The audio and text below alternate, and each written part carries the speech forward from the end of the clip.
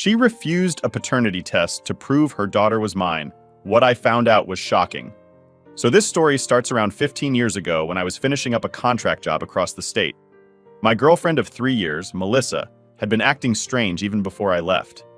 I'd been away for a few weeks, not long by any stretch, but just enough time to feel like I needed some space to think about things. Our relationship was going downhill fast, and I'd pretty much decided to break up with her as soon as I got back. I figured it'd be easier in person, you know? The day after I got back, she's already blowing up my phone, saying she has big news and that we need to talk. So I head over, knowing something's up. Melissa's acting a little too excited, like over-the-top cheerful, and immediately I'm getting this gut feeling something's off. Then she drops it. She's pregnant. I'm not gonna lie, that hit me like a ton of bricks. I just sort of stared at her, and the whole thing felt unreal for a second. But here's the kicker. After I let the news sink in, I asked how far along she was, expecting maybe a couple of weeks, tops. But then she says, 4 weeks, 7 weeks. Right away, I'm doing the math in my head. I'd been gone for 5, maybe 6 weeks, depending on how you count the days. No matter which way I sliced it, those numbers didn't line up. I kept my cool, though, and asked if she was sure about the timing. I thought maybe she'd backpedal a bit, like she'd just gotten it wrong or something, but nope, she's sitting there, nodding, absolutely certain. I told her, Melissa, I've been away for almost 6 weeks. That doesn't add up. She got all defensive right away, like I'd accused her of something huge. Are you doubting me? She fired back, saying, this is our baby. And in that moment, I realized she was dead set on making me accept this. No questions, no pushback, nothing. But there was no way I was just going to roll over and go along with it. So as calmly as I could, I told her that if she wanted me to be involved, we'd need 2 things. First, a paternity test to make sure the baby was mine. Second, if the test showed I was the father, then we'd go through lawyers to figure out support and custody. I wasn't trying to be a jerk here, but I wasn't about to let her rope me into something if it wasn't even my kid. Well, that set her off. She went from defensive to downright furious. She was yelling that I was insulting her, that I didn't trust her, and she kept saying things like, I can't believe you'd ask me to do something like that. According to her, just asking for a paternity test was basically calling her a liar to her face. But I was done playing along, so I told her that if she wasn't willing to do the test, then we were over. And here's the weird part. She wouldn't accept the breakup. Like, she outright said, I don't accept that, as if she could just refuse to be broken up with. I don't even know how that works, but she was set on ignoring everything I'd just said and carried on like we were still together. When I finally left her place, I hoped maybe she'd cool off and realize I was serious about the breakup. But that was just the beginning of a long nightmare. The next couple of weeks were like a bad movie. Melissa started spreading the story that I was a deadbeat who had abandoned her while she was pregnant. She told all our friends, our old coworkers, even people I barely talked to anymore. Suddenly, I was getting calls from mutual friends saying things like, man, you really should step up. She's pregnant and she needs you. Every time I tried explaining my side, it was like talking to a wall. Melissa had them convinced she was this poor, abandoned girl who'd been left to fend for herself. Some of my friends even offered to help her financially, and I knew a few people were slipping her money. It was like she'd made me into some kind of villain, and nobody wanted to listen to my side of things. She'd post on social media with all these woe is me updates, dropping hints about how hard life was, and people ate it up. I tried reaching out to people to explain my side, but it felt pointless. Even my family was getting pulled into it, and I ended up having to talk to a lawyer just to cover myself. I offered to help her out financially a bit, just to keep things from getting even more complicated if, on the off chance, the kid really was mine. But my lawyer warned me not to give her anything, or it might be taken as me admitting I was the father. Basically, if I sent her a dime, it could bite me down the road. It felt like a lose-lose situation. Meanwhile, Melissa had no shortage of people willing to listen to her. There was this one guy, Tony, who kept bugging me to do the right thing and support her. He had this idea that helping her wouldn't come back to bite me legally. I finally told him, look, if you feel so strongly, why don't you support her? He backed off after that, but it left a bad taste in my mouth that people I thought were friends were more willing to believe her than me. The worst part was the random encounters. I'd be at the grocery store or out with friends, and people would give me this look, like they knew all about my situation and were just waiting to judge. No matter what I said, it didn't change anything. They just saw her as this poor pregnant woman who'd been done wrong, and I was the guy who ran off.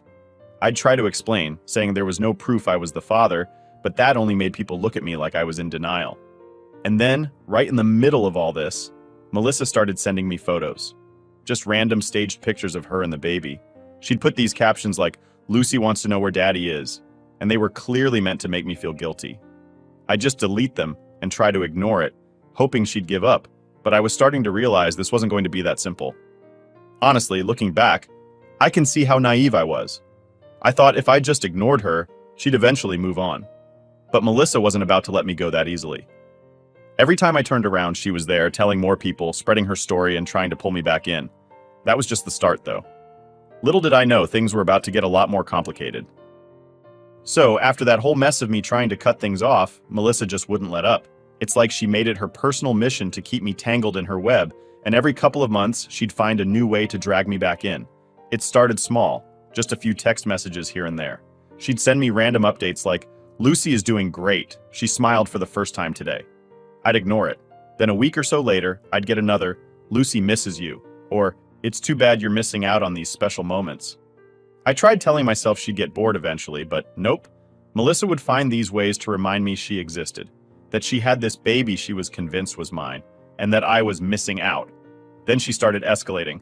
I'd be out with friends, and she'd just show up out of nowhere with the baby, acting like we were still together or something. She'd waltz over, holding Lucy, smiling like she wasn't the least bit out of place. "Oh, hey," she'd say, like it was casual. "Thought you'd want to see your daughter." Now imagine the looks I'd get from people who already had heard her version of things. My friends would just stare at me like I was this jerk abandoning a child, and Melissa would act hurt, like she couldn't understand why I was being so cold. I'd just leave or say something short to shut it down, but it was getting exhausting. The woman had zero shame and was absolutely determined to make me feel guilty. After the first couple of times, I had enough and went to my lawyer again. I told him about her showing up everywhere, sending messages, telling everyone that Lucy was mine. He suggested I try for a restraining order, even though it was a long shot. So we filed, and eventually I got a temporary restraining order against her. The catch was that in my state, even a permanent restraining order only lasts 2 years unless there's a violent crime involved, which obviously didn't apply. But I thought, fine, at least I'd have a couple of years of peace. Except I didn't. 2 years flew by, and the day the order expired, Melissa was right back at it, sending messages, showing up, trying to get my attention. I had to go back to court and renew it. This became a thing every 2 years, like clockwork. And every time she'd be back the moment it lapsed, claiming Lucy missed her dad, or that she was struggling as a single mom and needed help. There were even times she'd show up at my place with Lucy, trying to get inside. She'd go on and on about how it's not healthy for Lucy to not know her father, and then she'd get upset if I refused to let her in. I'd have to walk her out, sometimes with neighbors watching, and I could practically feel the gossip spreading. All I wanted was some distance from this mess, but every time I thought things were calming down, she'd find a way to get back in. One of the worst times, though, was during a work event. I was at a work dinner, talking to colleagues, when Melissa showed up with Lucy in tow, acting like it was a family reunion. My boss was there, people I worked with, all looking at me like I had this secret life I'd been hiding. She pulled me aside and started in about how Lucy deserved to know her father. I told her straight up in front of my boss, "Get a paternity test, Melissa, and then we'll talk." But she just turned on the waterworks, making a scene and practically begging me to just give Lucy a chance. After that, I had to spend weeks clearing things up with my boss, explaining that, no, I wasn't secretly the father, and yes, I was dealing with some crazy stuff. It was embarrassing, to say the least, and it made things at work uncomfortable for a while.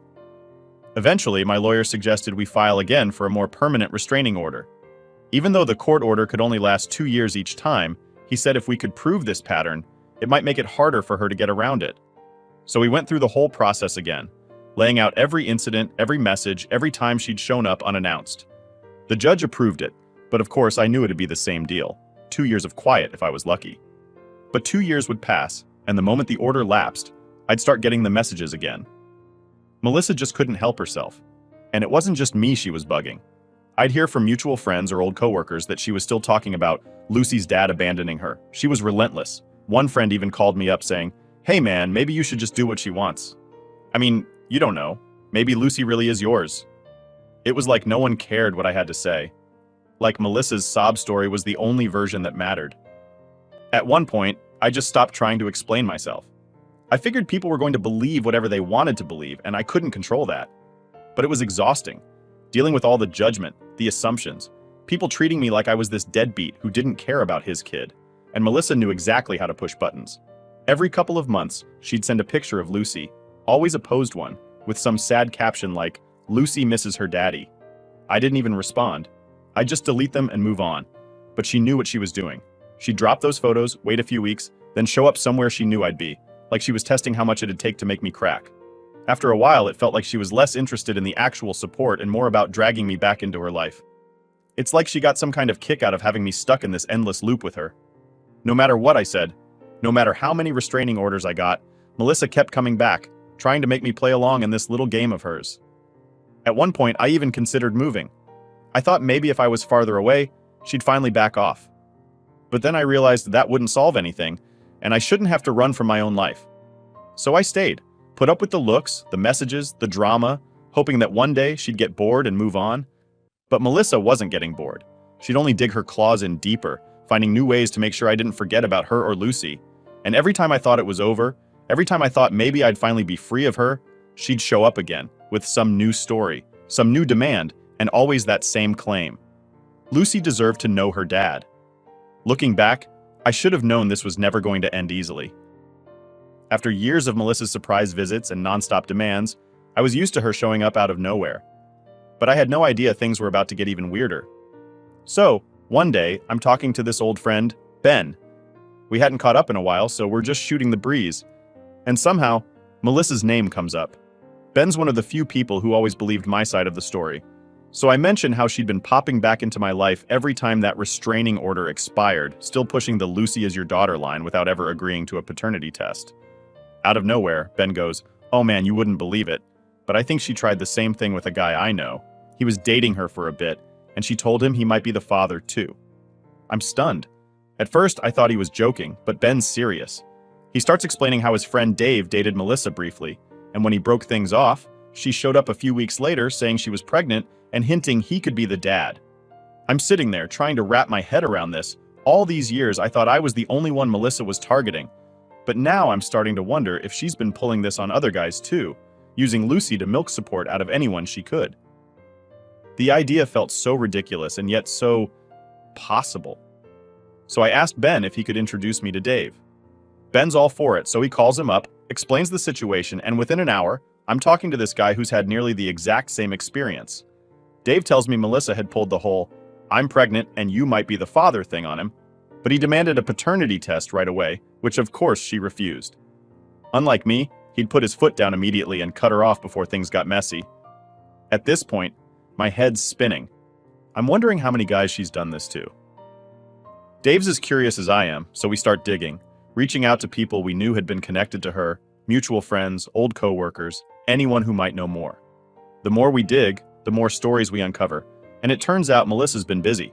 We end up finding out about 2 more guys who went through similar situations. One of them, a guy named Steve, had even been helping her out financially for a while, thinking he was doing the right thing.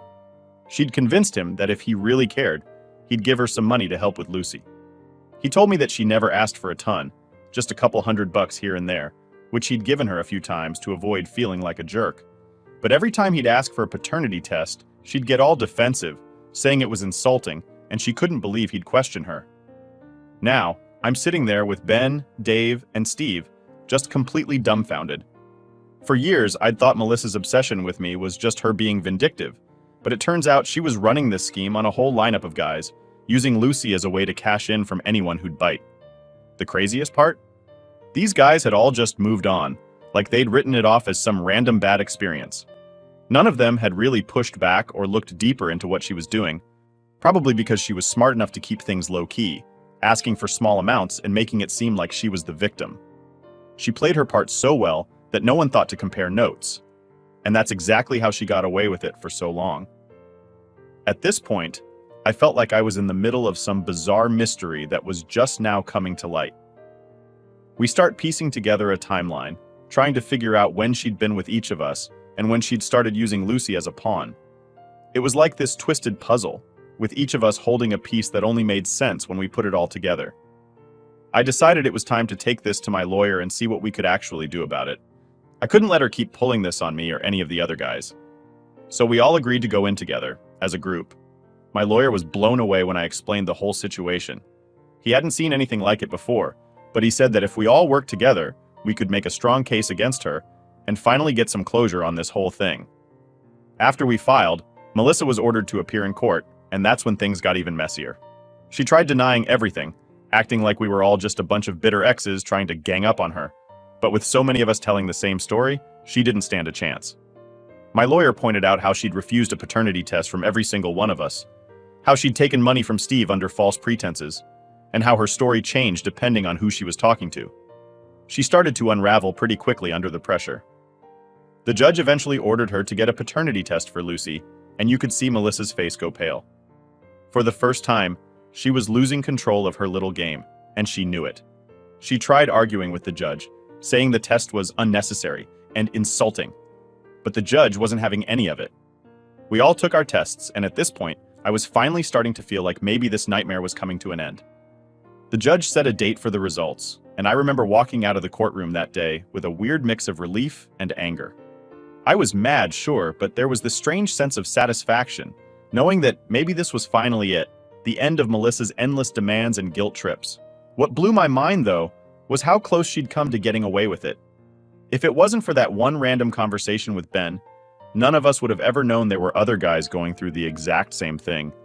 She could have kept this up for who knows how long, dragging other men into her chaos, squeezing money out of them with this fake story of Lucy's dad. It's like she'd perfected this routine, knowing just how to push people's buttons without pushing too far. The worst part was, I couldn't help but think about Lucy. Here was this kid being used as a tool by her own mom, with no idea of who her real dad even was or if he'd ever been around. It was sad, honestly, and I realized that if Melissa was capable of doing this to us, what else was she putting that kid through? But that wasn't my problem to solve. All I wanted was for Melissa to leave me and everyone else alone, to end her game for good. And finally, it felt like that might actually happen. The day finally came for us to face Melissa in court, and let me tell you, it felt surreal. After years of her games, her guilt trips, and her lies, here we were, all lined up in the same room. The other guys and I had spent months preparing, comparing notes, working with our lawyers. But as I sat there, waiting for the hearing to start, it hit me how wild this whole situation really was. A bunch of us, practically strangers, bonded by one woman's never-ending scam. It was like a bad movie, only we were living it. When Melissa walked in, she was all smiles, trying to act like this was some big misunderstanding. She even gave a little wave to one of the guys she'd been hounding, as if she was walking into a coffee shop to catch up with friends. Unbelievable. But that's Melissa for you, always playing to her audience, always acting like she's the victim who doesn't understand why everyone's ganging up on her. Then the hearing starts, and she immediately tries to twist things, making herself look like she was just a struggling single mom who was only trying to make ends meet. She goes on about how she just wanted what was best for her daughter, talking like she's some kind of martyr. I'm sitting there, grinding my teeth while she tells this sob story, but the judge was not buying it. You could see the skepticism all over his face. My lawyer laid everything out, starting with my story. He went through how Melissa had initially claimed I was the father, how she'd refused a paternity test from the start, and how she'd used the Lucy needs her dad line to guilt me into contact time after time. He brought up every message, every unwanted appearance, every single time she'd dragged me into her mess, only to disappear whenever I asked for proof. It was brutal, hearing it all laid out like that.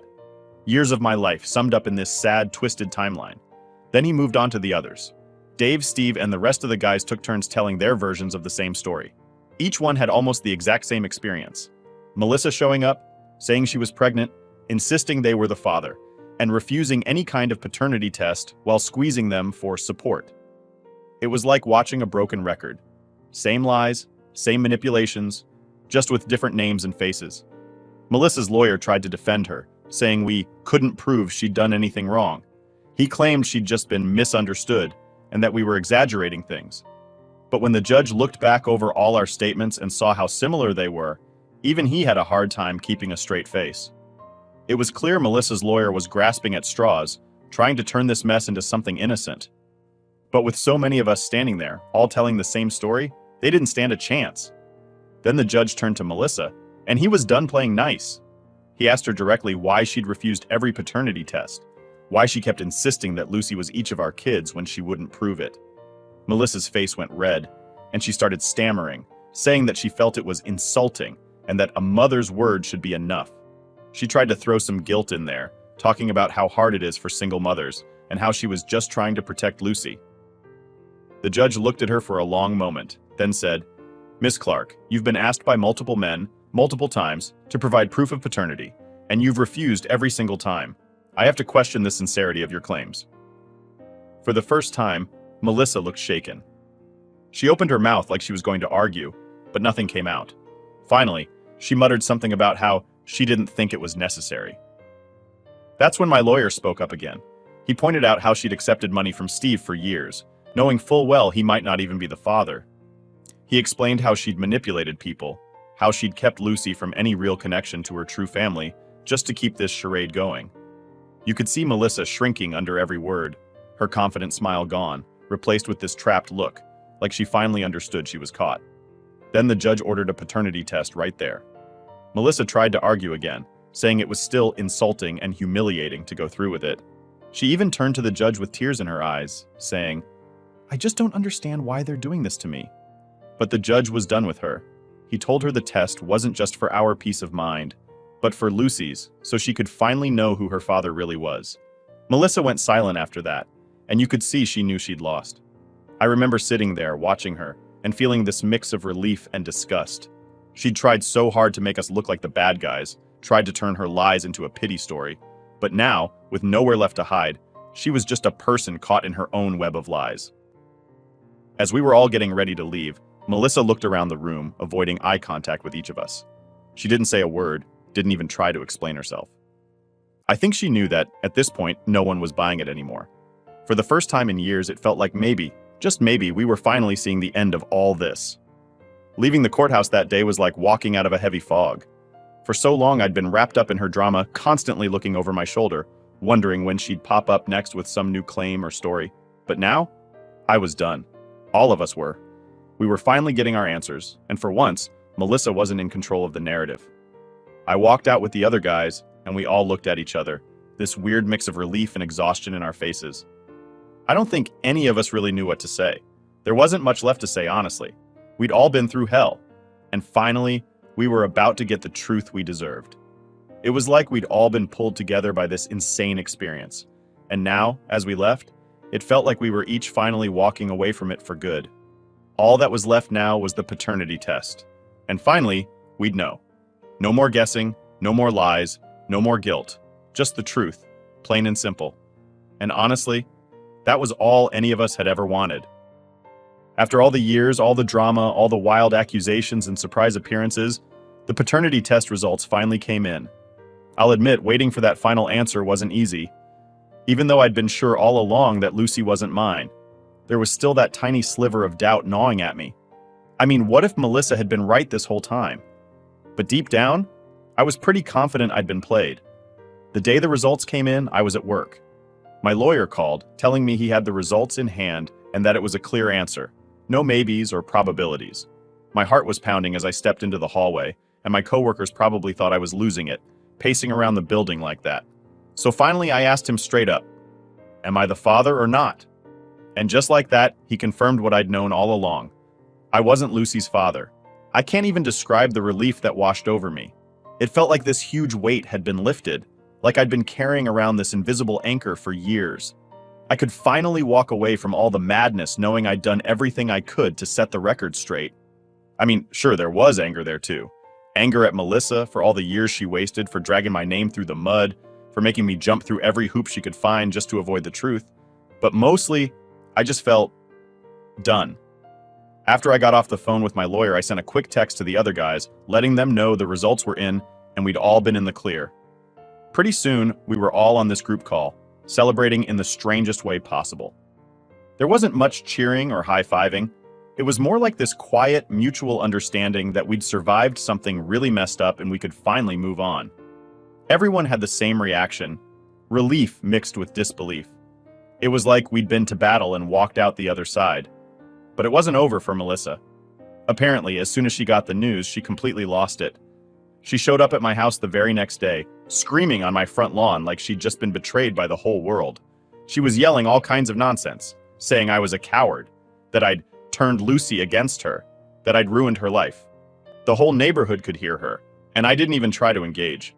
I just stood at the window and watched her make a scene, knowing there wasn't anything left for her to use against me. Eventually, the cops showed up and took her away. She'd violated the restraining order, again. So this time, she actually got arrested. Part of me felt bad for Lucy. She'd grown up with this mother who was so obsessed with keeping up her story that she'd never let her know the truth. I couldn't imagine what that did to her, to be raised in that kind of environment. But then, something I didn't expect happened. Lucy's great-grandmother Rose reached out through my lawyer. She sent an apology saying she'd had no idea Melissa was lying to so many people, that she was truly sorry for all the trouble Melissa had caused. Rose had apparently been the one supporting Melissa financially for most of Lucy's life, thinking she was just helping out her struggling granddaughter. Now that she knew the truth, she'd cut off all support, and Lucy was now living with her full-time. I didn't know much about Rose, but I knew this was probably the best thing that could have happened for Lucy. Along with the apology, Rose offered to let me read a letter from Lucy, who was understandably confused and shaken. The letter started with, "To the man I thought was my dad." That alone was a punch to the gut. She went on to explain how her mom had always told her that her dad would love her if he ever met her, but that I was too busy to care about her. Lucy wrote about how her whole life had been this story, this idea that I was her dad, and that I didn't want her. She said she used to ask Melissa why I didn't visit, why I didn't show up, and every time Melissa would tell her I didn't want to be a family. The more I read, the more I felt a strange mix of guilt and anger. I had no idea Lucy was dealing with all of this. She was just a kid, caught in the middle of a lie she didn't ask for. I wished there was some way I could fix things for her, but at the end of the day, that wasn't my place. In the letter, Lucy apologized for the way things had turned out, and she even said she hoped I'd forgive her for everything. That hit me hard. Here was this kid, apologizing to me for a situation that wasn't her fault at all. It was clear she'd been fed lies her whole life, and I felt terrible that she'd been dragged through this. But I couldn't exactly step in either. This was Melissa's mess to clean up, and I hoped Rose would get Lucy the help she needed to process everything. The fallout was pretty intense, especially for Melissa. With her own family turning against her and Rose cutting off her funds, I don't think she has much of a support system left. Part of me feels sorry for her, but mostly I'm just glad she can't keep pulling people into her twisted games. She's finally facing the consequences of years of lies, and hopefully, she'll think twice before trying to manipulate anyone else. As for me, I can honestly say I'm at peace with it. This whole thing was a nightmare, sure, but at least now I know the truth. I can move on without second-guessing myself, without wondering if maybe, just maybe, I'd been wrong all those years. And for the first time in over a decade, I feel like I'm actually free from all of it. The whole experience taught me a lot about people, about trust, and about how far someone will go to protect their own story. And yeah, it left me with some scars, but it also gave me a weird sort of closure. I know I'm not Lucy's dad, and as much as I feel for her, I know I did everything I could to handle this the right way. I guess sometimes that's the best you can hope for. And now, I'm done. Done with Melissa, done with the court battles, done with the drama. I'm moving forward, and I'm never looking back. Update. Alright folks, so I thought I'd finally wrap this whole story up. But sometimes, life's got one more twist up its sleeve. After all the court battles, the paternity test, and the mess with Melissa, I thought that was the end of it. But then, about a month ago, I got an unexpected message from Lucy herself. She wanted to talk, but this time it wasn't about me or the years of lies her mom had put us all through. She told me she'd been thinking a lot, and now that she knew the truth, she wanted to try and find her real dad. And strangely enough, she was hoping I could help her out. At first, I wasn't sure what to say. Part of me thought it might just open up more drama, especially since Melissa had a way of popping up whenever I least expected it. But Lucy was different. She was sincere, and I could tell she just wanted answers. So, after a bit of back and forth, I agreed. I figured if I could help her avoid going through the same mess I'd been through, it'd be worth it. The search started small. Lucy had a few things from her mom's old stuff, some photos, a few old letters, things that she thought might give us some clues. We combed through everything together, comparing timelines and people Melissa had dated around the time she was pregnant. Honestly, it felt surreal. Here I was, helping her uncover the life her mom had kept hidden from her. And all the while, I was learning more about her too. There was one photo in particular that caught our attention. It was of Melissa with a guy we'd never heard her mention, a faded Polaroid with a young, smiling guy standing next to her. No date, no name on the back, just the two of them at some random beach. But something about the photo struck us both as significant. Lucy remembered her mom mentioning a boyfriend she'd had right before she met me, someone her mom had never talked about again after they split. We didn't have much to go on, but it was a start. With a bit of internet detective work, we finally tracked him down. His name was Alex, and we found his profile on an old social media page he barely updated. Lucy took a deep breath and messaged him. I could tell she was both excited and terrified. This was the guy who might actually be her dad, the person she'd been wondering about her whole life. The wait was nerve-wracking, and I could see Lucy trying to keep her hopes in check. A couple of days later, Alex responded. He was shocked, to say the least, but he agreed to meet up and hear Lucy out. She asked if I could come along for support, which, again, I didn't expect. I wasn't her dad, and I didn't really know where I fit in all this, but I could see she felt more comfortable with me there. So I went. When we met Alex, he was a bit older, obviously, but he had this friendly, open demeanor that immediately put Lucy at ease. He listened as she explained everything, how she'd grown up, the lies she'd been told, the recent court case. You could tell he was taken aback, especially hearing about Melissa's years of manipulation. But there was something in his face that told me he was ready to make up for lost time if it turned out Lucy was his daughter. After that initial meeting, Alex agreed to a DNA test. And let me tell you, waiting for those results was a whole other level of tension. Lucy tried to keep herself busy, but every time we talked, I could see that anxious look in her eyes, like she was bracing herself for another disappointment. Finally, the results came in. Alex was her father. I'll never forget the look on Lucy's face when she found out. It was this mix of relief, happiness, and disbelief all rolled into one.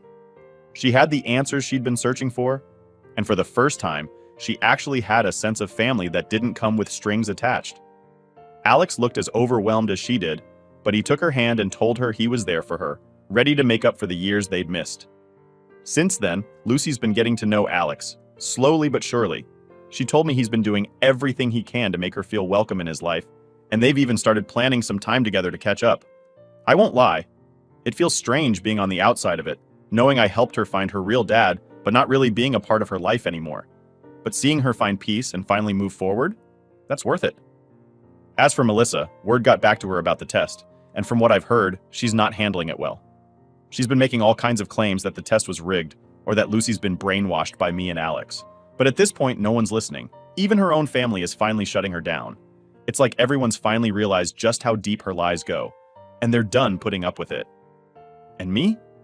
I'm honestly at peace with it.